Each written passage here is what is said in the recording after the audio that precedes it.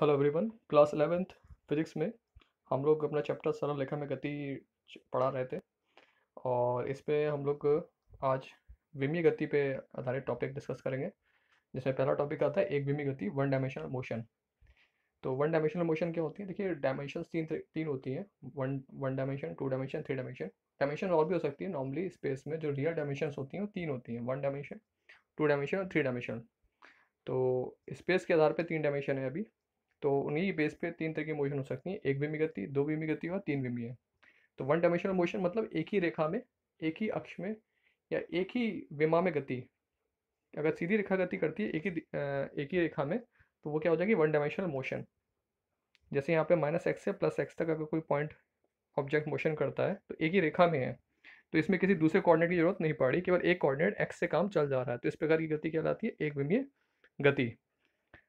इस तरीके से होती है दो विमीय गति। दो विमीय गति में क्या हो गया? देखिए, अब दो एक्सेस आ गई, वाई एक्सेस और एक्स एक्सेस। अब आपका जो पार्टिकल है वो सीधी रेखा के अलावा लेफ्ट एंड राइट भी मुड़ सकता है, ऊपर नीचे। मतलब अगर आप प्लेन में देखें ज़मीन में, तो ज़मीन में दाएं बाएं टेढ़ा मेढ़ा जा सकता है। तो ये हो जाएगी टू डायमेंशनल मोशन। अगर आप एक प्लेन में मोशन कर रहे हैं, जस्ट लाइक आप कैरम खेल लो, कैरम में जो आपके कैरम में जो स्ट्राइकर होता है आपके, तो वो कैसे मोशन करता है? लेफ्ट राइट मोशन कर सकता है, पूरे प्लेन में इधर उधर जा सकता है। तो ये हो जाती है द्विविमीय गति। तीन विमीय गति क्या होती है? तीन विमीय गति में अब स्पेस में तीसरा कोऑर्डिनेट भी आ गया, जेड कोऑर्डिनेट। यानी अब आप स्पेस में दाएं बाएं तो चल ही सकते हैं जमीन पे, लेकिन अब आप क्या आसमान में उड़ भी सकते हैं। जैसे थर्ड डायमेंशन भी इसमें आ गई, यानी लेफ्ट राइट भी जा सकते हैं और ऊपर नीचे भी जा सकते हैं, गहराई में या फिर ऊपर की ओर। तो किसी चीज़ का स्पेस में उड़ना अक्सर थ्री डायमेंशनल मोशन में आता है। और जैसे कैरम भी खेलना है, स्ट्राइकर नॉर्मली आपका बोर्ड पे ही रहता है, लेकिन अगर आप गलत तरीके से चलते हैं तो कई बार स्ट्राइकर कैरम से बोर्ड से बाहर भी चला जाता है। तो वो जो उड़ता हुआ या फिर किसी वजह से उछल जाता है, तो वो जो उस मोशन को कहेंगे थ्री डायमेंशनल मोशन, जब जब आपकी थर्ड डायमेंशन भी इंक्लूड हो जाती है। जैसे इसमें एग्जाम्पल भी दिया है, बगीचे में उड़ती मधुमक्खी, जल के अणुओं की गति। तो ये सब क्या थर्ड डायमेंशन मोशन है, जिसमें तीन कोऑर्डिनेट्स की जरूरत पड़ती है, एक्स वाई एंड जेड।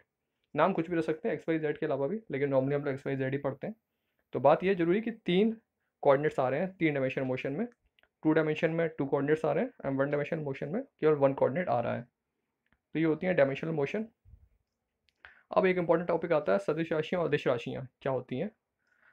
तो अदिश राशियाँ वे भौतिक राशियाँ जिनको प्रदर्शित करने के हेतु केवल परिमाण की आवश्यकता होती है। यानी सिंपली आप केवल उसमें क्वांटिटी से आपका जो मतलब है पूरा हो जाता है। अगर ऑब्जेक्ट के बारे में क्वांटिटी कहते हैं तो क्वांटिटी वहाँ पे आपका मीनिंग पूरा हो जाता है। जस्ट लाइक आपसे पूछा जाए, कहा जाए कि आलू कितना है, तो आप कहोगे कि 2 किलो आलू है।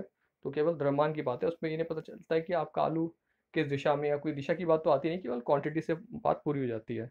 सदिश राशि में क्या होता है? दिशा सहित। सदिश मतलब दिशा सहित, सदिश दिशा के साथ। तो ये ऐसी राशि है जिनमें क्वांटिटी के साथ साथ क्या है, आपकी दिशा की जरूरत पड़ती है। इसके नाम से पता चल जाता है सदिश, दिशा के साथ। अदिश यानी दिशा के बिना। तो सदिश में वो होती है जहाँ दिशा की जरूरत पड़ती है। ऐसी क्वांटिटी जिसमें दिशा की जरूरत पड़ती है वो सदिश राशियाँ कहलाती हैं। जैसे विस्थापन, वेग, त्वरण भी दिया हुआ है। तो विस्थापन क्या है या वेग क्या है? वेग किसी पर्टिकुलर दिशा में ही होगा। केवल स्पीड देना, केवल चाल देना कि 40 किलोमीटर प्रति घंटे की रफ्तार से कार जा रही है, तो ये कोई चाल।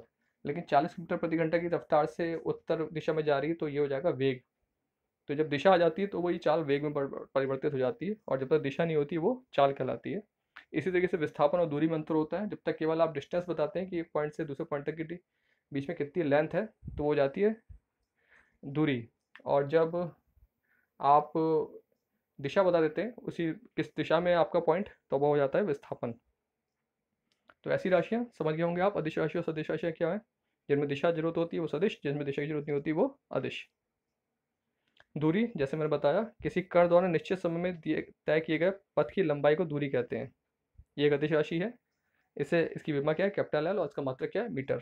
तो दूरी वही है आपकी जो पथ की लंबाई है, जो भी आपने पाथ कवर किया है किसी पॉइंट में कहीं जाने में, वो पाथ की जो लंबाई होगी वो कहलाएगी दूरी। और नेक्स्ट आता है विस्थापन। विस्थापन में क्या चीज़ मायने रखता है? आपके फाइनल पॉइंट और इनिशियल पॉइंट, यानी जहाँ से आपने जर्नी शुरू करी थी और जहाँ पे जर्नी खत्म करी है, वहाँ से वहाँ तक की जो भी दूरी होगी और साथ ही साथ जो दिशा आ जाएगी वो जाएगा विस्थापन। जैसे इसमें एक यहाँ पे डायग्राम दिया हुआ है नीचे, ये ए से बी तक, देखिए ए से बी तक की दूरी है, तो 3 तरीके से आपने पाथ कवर किया है। एक पी का रास्ता है, एक क्यू का रास्ता और एक आर का रास्ता है।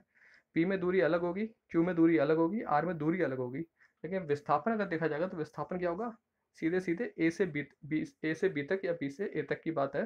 तो वहाँ पे डायरेक्शन आपको पता है कि ए से राइट हैंड में की ओर जाना है, सीधा स्ट्रेट हॉरिजॉन्टल, तो आप बी पर पहुँच जाएँगे और दूरी आपकी फिक्स है। तो न्यूनतम दूरी जो होती है वो विस्थापन में आ जाती है।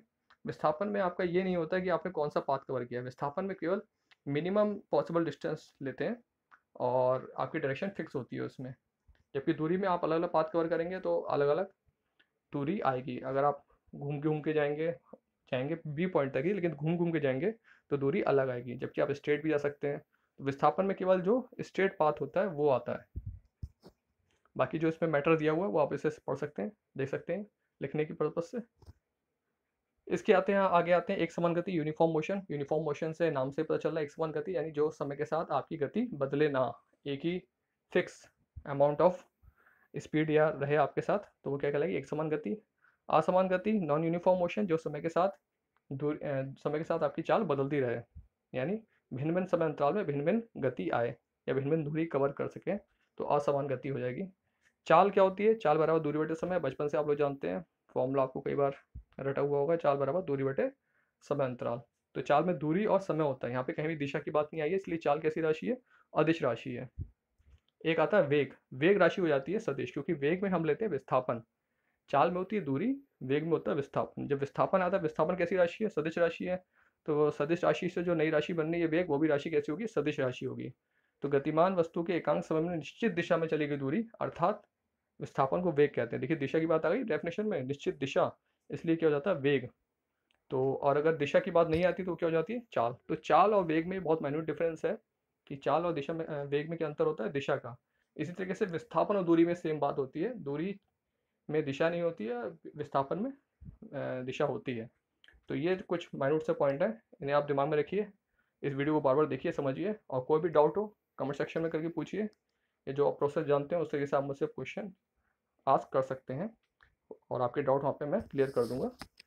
सो अगर ये वीडियो सही लगे तो लाइक करिएगा और सब्सक्राइब कीजिएगा, ताकि कैसी कोई वीडियो अगर आप मैं अपलोड करता हूँ तो आपको पता चल जाए। यहाँ पे अब ये तय रखते हैं, इन टॉपिक को अच्छे से समझिए, करिए, लिख के जरूर करिएगा, क्योंकि आप नोट्स प्रिपेयर करेंगे तो आपका एक सीरियल बाय आपका मैटर तैयार होता जाएगा और आपको भी अच्छा लगेगा, कॉन्फिडेंस आता है। तो उसको प्रॉपरली जब भी कोई टॉपिक यहाँ पे आप वीडियो में देखते हैं तो उसे अपने पास लिख के अच्छे से तैयार करते जाएं, फिर आपकी तैयारी होती जाएगी अच्छी। ओके, सो आपस फिर मिलते हैं, तब तक के लिए धन्यवाद, बाय बाय।